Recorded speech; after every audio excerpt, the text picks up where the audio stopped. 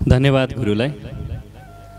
यो श्रीमद् भागवत महाज्ञान यज्ञका आयोजक बलेफी गाउँपालिका वडा नम्बर 8 का अध्यक्ष सहित सबै वडा परिवार समिति प्रमुख कथावाचक पण्डित कपिलदेव भट्टज्यू लगायत उहाँको सबै टिम र उपस्थित सबै अगुवा आदरणीय आमा बाबा दाजुभाइ तथा दिदीबहिनीहरूमा यहाँहरू सबैलाई म हार्दिक न्यानो अभिवादन पेश गर्न चाहन्छु। स्वीकार्नुहोस्। नमस्कार। म सबभन्दा पहिले 2071 साल साउन 17 गते राति अकल्पनीय प्रकारको जुरेमा पहिरो आयो, बाढी उत्पत्ति भयो र यसले कोसी नै फर्काएर 156 जनाको ज्यान लियो। यो असाध्यै दर्दनाक प्रकारको घटनामा परि निधन हुनुभएका दिवंगतहरूको सम्मान र सम्झनामा वडा कार्यालयले यस प्रकारको पवित्र कार्यको आयोजना गरेको छ। म यस सन्दर्भमा ज्यान गुमाउनु हुने 156 जना आदरणीय महानुभावहरूका प्रति सम्झना व्यक्त गर्न चाहन्छु। दिवंगतहरू सबैका प्रति भावपूर्ण श्रद्धाञ्जली व्यक्त गर्न चाहन्छु र उहाँका सबै आफन्तजनहरूका प्रति गहिरो समवेदना व्यक्त गर्न चाहन्छु। जुरे पहिरो संसारभर यो एउटा हिसाबले चर्चित छ, सबैले चिन्नुहुँदछ र घटना घट्ने बित्तिकै राति नै हामी यसको वरपर आइपुग्यौँ। बिहान उज्यालो भएपछि यहाँ आयौँ, खोज उद्धार व्यवस्थापन लगायतका कामहरू सुरु गऱ्यौँ। तपाईँहरू धेरैलाई थाहा नै छ र निर्वाचनका ताका यही प्राङ्गणमा बसेर म उम्मेदवार हुँदै गर्दा तपाईँहरू धेरैले यहाँका स्थानीय बासिन्दाहरूले मलाई एउटा प्रश्न राख्नु भएको थियो। जुरे पीडितहरूका नाममा सङ्कलन भएको रकम 8 वर्षदेखि सरकारी कोषमा थन्किएर बसेको थियो। 71 सालमा जुरे पहिरो आयो, 72 मा भूकम्प आयो। भूकम्प आए पछाडि भूकम्पको लाभग्राहीका सूचीमा चढेका रातो कार्ड लिएकाहरूले राज्य कोषबाट रकम लिनुभयो, घर बनाउनु भयो र जुरे पीडितहरूको चाहिँ दोहोरो सुविधा हुन्छ भनेर राज्यले त्यसलाई रोक्यो। त्यो अनेकन प्रयत्न गर्दा खुलेको थिएन। यो प्राङ्गणमा भोट माग्दै गर्दा तपाईँले जित्नुभयो भने त्यो कोषमा अड्केको रकम ल्याउनुहुन्छ कि हुन्न भनेर सबैले मलाई प्रश्न गर्नुभएको थियो। मैले भनेको थिएँ मसँग भएका सबै पहुँच प्रभावहरूलाई डालेर परिचालन गरेर त्यसलाई खोलाउनका लागि अधिकतम प्रयत्न गर्छु। फर्केर गए पछाडि सबभन्दा पहिला तातो पानी नाका खोल्न प्रयत्न गर्छु, त्यसपछि जुरेको काममा लाग्छु भनेको थिएँ।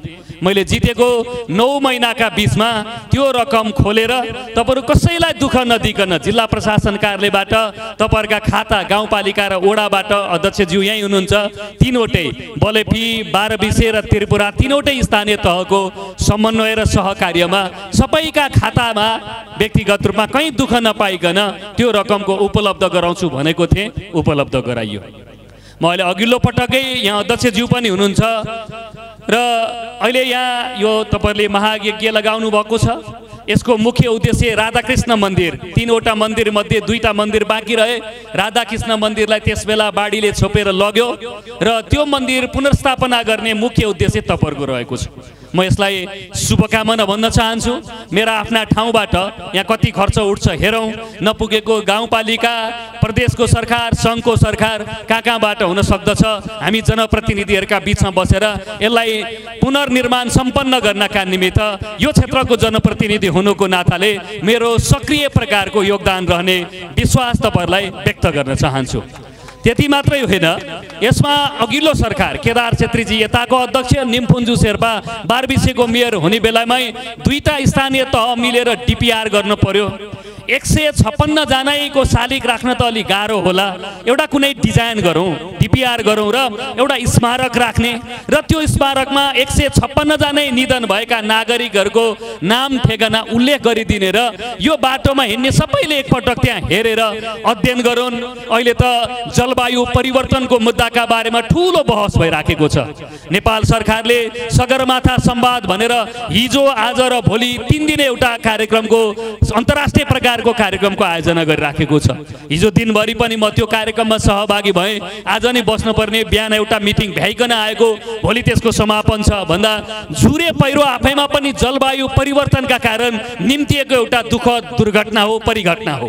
भन्दा अरू भविष्यमा यस्ता दुर्घटनाहरू ननिम्तिनका निमित्त पहिला नै हामीले पूर्व सतर्कता अपनाउनका लागि के हुन सक्दछन् भनेर सरकारको गृह मन्त्रालय अन्तर्गत रहेको राष्ट्रिय विपद जोखिम न्यूनीकरण तथा व्यवस्थापन प्राधिकरण छ NDRRMA भनेर, त्योसँग मिलेर यसको अझ व्यवस्थापनका बारेमा हामी छलफल गरिराखेका छौँ।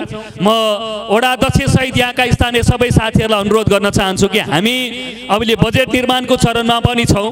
सङ्घबाट त्यही व्यवस्थापन प्राधिकरणबाट बजेट ल्याउन सकिन्छ। यहाँ एउटा स्मारक पनि बनाउन नजिकै 156 जना नागरिकहरूको चाहिँ विवरण राखिदिने, यो घटना कसरी घटेको थियो, कोही मान्छेले यहाँ यो अहिले जलवायु परिवर्तनका असर प्रभावलाई न्यूनीकरण गर्ने भनेर अध्ययन गर्न खोज गर्न कोही चाह्यो भने यसको संक्षिप्त इतिहास पनि यहाँ राखिदिने।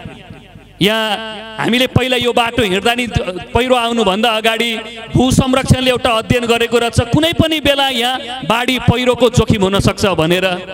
भित्र भूगर्भमा कहीँ न कहीँ समस्या आएपछि ठुलो कालो नाग यहाँ नाचिरहन्थ्यो भन्ने एउटा हिसाबले चाहिँ धार्मिक विश्वास पनि देखियो त्यस बेला। भन्दा यी सबै कुराहरूको अध्ययन गर्ने, पूर्व तयारी गर्ने जस्ता कमीहरू रहन गए।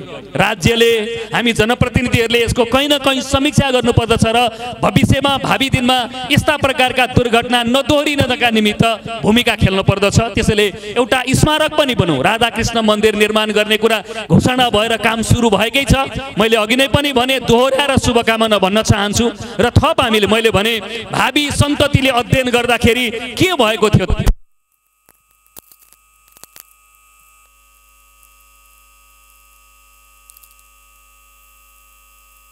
भएपछि कस्ता दुर्घटना भएर कतिजना नागरिक को निधन भए भन्ने कुरा भोलिको पुस्ताले थाहा पाउँदैन। त्यसैले त्यो पुस्ताले थाहा पाउने गरिकन एउटा